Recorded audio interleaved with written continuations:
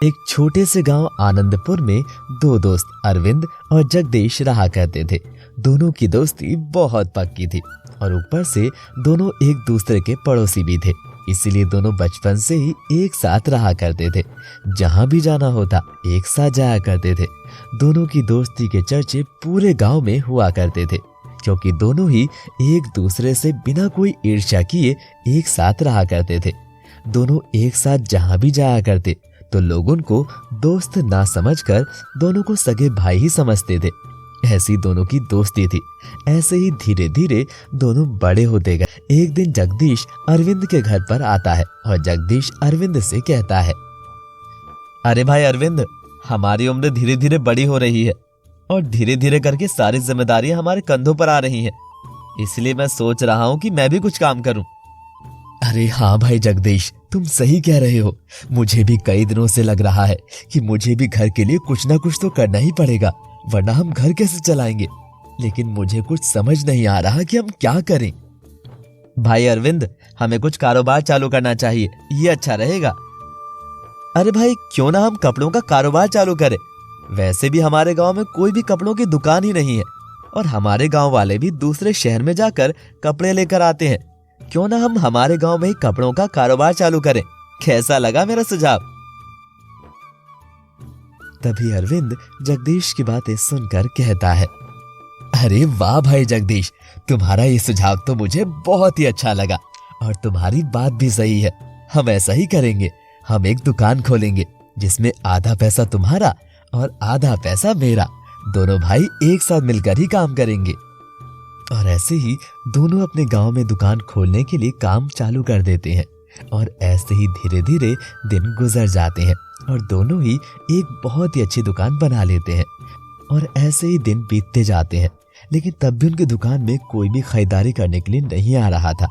इसीलिए जगदीश बहुत ही परेशान हो रहा था। तभी जगदीश अरविंद से कहता है, अरे भाई अरविंद, क्या हमने ये कारोबार चालू करके कोई गलती तो नहीं की? 5-6 दिन हो गए हैं, लेकिन अभी तक कोई भी हमारी दुकान में खरीदी करने के लिए नहीं आया है। ऐसे तो हम बर्बाद हो जाएंगे। अब हम क्या करेंगे? हमको पैसे भी चुकाने हैं। पता नहीं क्या होगा भाई, मुझे तो बहुत ही चिंता खाई जा रही है। अरे भाई जगदीश चंद्र, चिंता मत करो।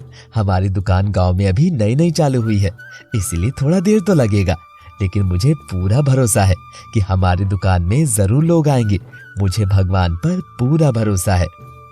ऐसे ही धीरे धीरे कुछ दिन बीत जाते हैं और धीरे धीरे दोनों की दुकान पर लोग खरीदने के लिए आने लगते हैं।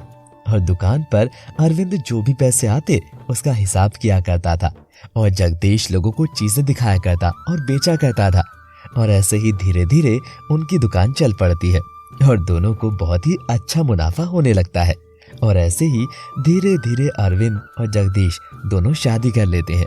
अरविंद की पत्नी गोपी जो बहुत ही अच्छी और समझदार और ईमानदार थी, लेकिन दूसरी तरफ जगदीश की पत्नी कोमल वो बहुत ही लालची किस्म की इंसान थी। उसे तो जितना भी हो उतना ही ज्यादा चाहिए था। ऐसे ही धीरे धीरे दिन बीत जाते हैं और समय के साथ साथ दोनों का कारोबार भी बढ़ रहा होता है। इसीलिए जगदीश को भी धीरे धीरे मन में लालच आना शुरू हो जाता है।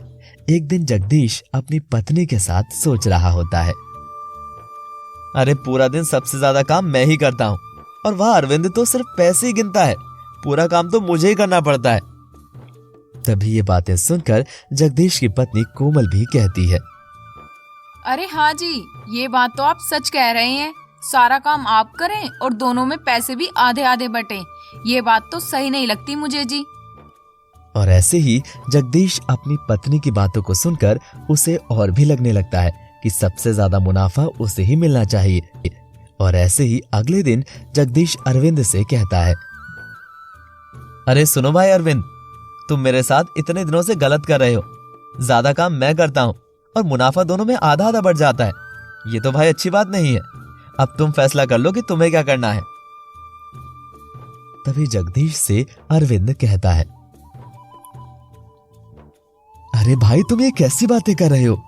ये तो हम दोनों ने साथ में कारोबार चालू किया है और साथ में ही पैसे लगाए हैं, तो मुनाफा दोनों में बराबर ही बंटना चाहिए। अरे नहीं नहीं, ये कारोबार शुरुआत करने की बात मैंने करी थी। चलो आज तो फैसला कर ही लेते हैं।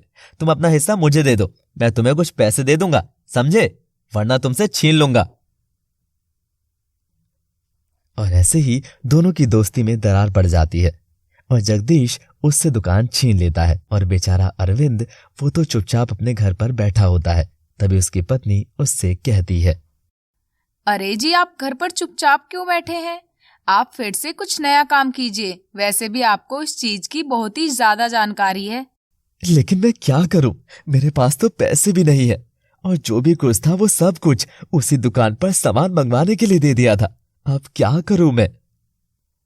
तभी अरविंद की पत्नी गोपी कहती है, ये लीजिए जी, मेरे कुछ जेवरात हैं, इसको बेचकर आप कारोबार शुरू कीजिए। अरविंद हिचकिचाते हुए जेवरात बेचकर पैसे लेकर अपना फिर से कारोबार चालू करता है और फिर से वो शहर में जाकर अपना कपड़ों का कारोबार शुरू करता है। और ऐसे ही धीरे धीरे अरविंद का कारोबार चलने लगता है। और दूसरी तरफ जगदीश लालच में आकर अपनी दुकान पर सबसे सस्ता सामान बहुत ही ज्यादा पैसों में बेचा करता था।